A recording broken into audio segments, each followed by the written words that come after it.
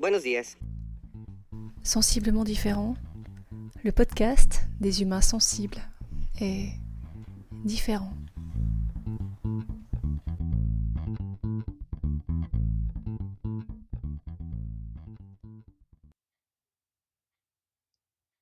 Dernier jour du challenge, dernier jour d'une espèce de marathon de dingue. Un mois d'existence, 28 épisodes dans la boîte. À la fréquence initiale à laquelle je souhaitais publier, à savoir une fois par quinzaine, j'aurais mis plus d'un an pour atteindre le même résultat. Aujourd'hui, mardi 31 janvier 2023, le podcast fait partie de ma vie. Je remercie sincèrement la géniale équipe de l'Académie du podcast autour de Marco Bernard, la géniale équipe du défi J'envoie 2023 autour d'Amélie Delobel. Vous êtes aussi fous qu'inspirants. J'ai la folie de me laisser inspirer. Je remercie du fond du cœur toutes celles et tous ceux qui ont répondu présent à mon appel à témoignage. Vos histoires font partie de mon histoire. Salut! Cet épisode fait partie du challenge du podcast 2023 auquel j'ai choisi de participer tout au long du mois de janvier. Un jour, un thème, un podcast. Le sujet du jour, le dernier, c'est mon épisode préféré. Last but not least. Tu t'en doutes, je vais avoir du mal à choisir. Peut-être as-tu toi aussi un épisode préféré dans cette incroyable série. Je te retrouve à la fin de l'épisode pour que tu puisses en témoigner. Je m'appelle Magalidé, je suis un humain, maman 4 fois, thérapeute en kinésiologie, enseignante pendant 20 ans dans tous les sens, chercheuse et amoureuse de la vie, mi-punk, mi-poète. Je t'invite aujourd'hui à cheminer avec moi.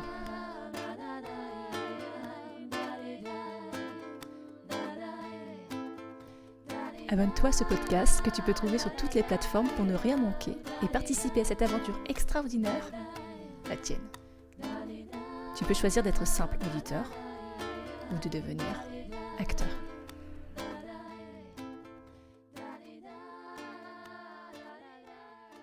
Sensiblement différent.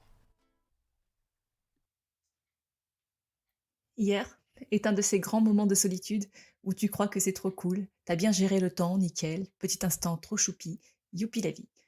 Quel alignement de planètes, quelle fluidité, quelle synchronicité, je gère trop. Et en fait, non.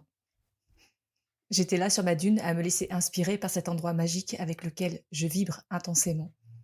J'ai enregistré tout mon épisode en 4 parties et puis je suis rentrée faire mon montage. Sauf que le son était pourri.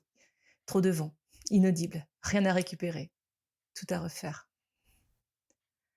Bienvenue dans les coulisses du podcast. J'aurais pu faire un épisode spécial making-of avec les ratés. Les fous rires, les gros mots, beaucoup de gros mots. Les bras qui tombent d'impuissance, les portes qui claquent, les interventions imprévues, les galères techniques, le travail perdu, les heures de montage, le son des témoignages qui ne se synchronisent pas, les formats audio non reconnus, les mots accrochés, les mots écorchés. Je dois t'avouer qu'au 24e épisode, j'ai eu l'idée de reculer beaucoup ma chaise pour éviter de shooter dedans lorsque je passais en position enregistrement. Debout donc. Oui, depuis l'épisode 10, sans montage, je m'enregistre debout. Comme ça, je bouge. Et j'ai l'impression que le mouvement de ma voix est plus fluide. Enfin, moi je peux bouger, donc je me sens mieux. Chaque fois que je passais en position debout, je me pose pour enregistrer ou modifier un truc, je me lève pour prendre le son, bim, coup dans la chaise. 24 épisodes donc, pour penser à la sortir de mon champ de mouvement. J'ai 2 épisodes en mémoire dans lesquels des personnes me font cadeau d'un raté monumental. Une entrée d'imposteur qui brise le silence environnant, un final qui part en cahuète. C'est juste des cadeaux pour moi. Je me marre et je me nourris de ces imprévus qui font écho aux miens. Et puis, il y a eu d'autres cadeaux. Des surprises qui m'ont touchée ou bouleversée, des histoires que je ne connaissais pas, des révélations personnelles, des bouts de vie, des vérités, avec le cœur. Sans enrobage, juste comme ça. Parce que le sujet évoque quelque chose, une image, une sensation, un souvenir. Avant d'écouter un témoignage, je ne sais pas de quoi la personne va parler, ni comment elle va en parler. Quel sera son angle d'approche. Au fil des secondes et des minutes d'écoute, j'ai découvert beaucoup d'authenticité. Beaucoup. J'ai découvert la beauté des humains, leur fragilité, leur force, leur courage. Des instants partagés, des instants offerts, que je suis plus qu'heureuse de partager à mon tour. Avec toi. Ça, tout ça là, me donne l'envie et l'inspiration de continuer, d'aller plus loin. J'ai aimé aussi être surprise par une découverte, quelque chose que je ne savais pas, une recherche déclenchée par un sujet à traiter, comme l'histoire de la fête de la musique ou l'origine de la citation « Aide-toi, le ciel t'aidera ». Si tu ne sais pas quelle est l'histoire de la fête de la musique, n'attends pas, cours écouter l'épisode 14. Si tu ne sais pas d'où vient l'expression « Aide-toi, le ciel t'aidera », jette-toi sur l'épisode 3, une citation inspirante. Certains défis ou contraintes créatives ont généré une sorte de vide intérieur, une énorme perplexité sur le comment aborder ce truc. Réaction première, rester bloqué. Puis, changer d'angle, tourner autour, le regarder comme une énigme, se laisser inspirer par un déclencheur, un échange, une image, une lecture, un mot, une idée, et puis y aller. À chaque fois, les défis les plus inconfortables m'ont appris le plus. À chaque fois. Parler de célébration, de résolution, de fêtes, qui ne sont pas mes sujets de prédilection. Poser ses notes. Ah, là, j'ai failli lâcher. Le support visuel est pour moi un filin, une corde, une liane, mon filet de sécu. Nos montages. Celui-ci est peut-être celui qui m'a le plus appris. Sur mon débit, mon rythme, la danse intérieure, les silences, la musicalité. J'ai abordé tous les autres épisodes différemment après celui-ci.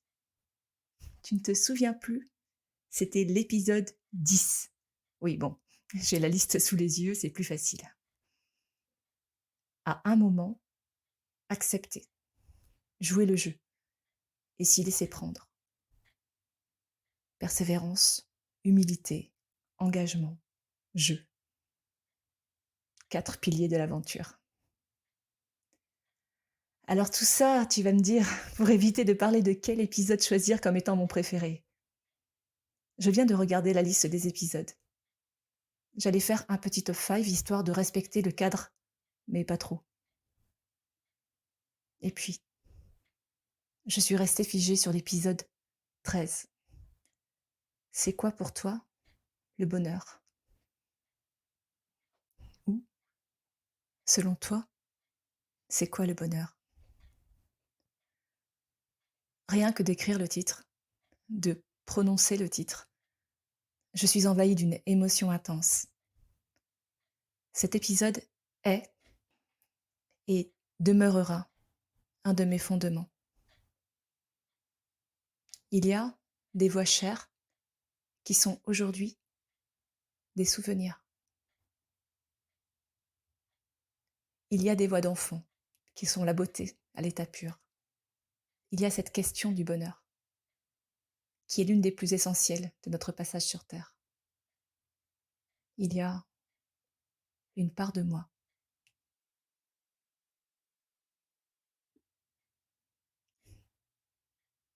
Et toi, quel épisode de ce défi as-tu préféré? Lequel t'a le plus inspiré, le plus marqué, le plus touché? Raconte-moi.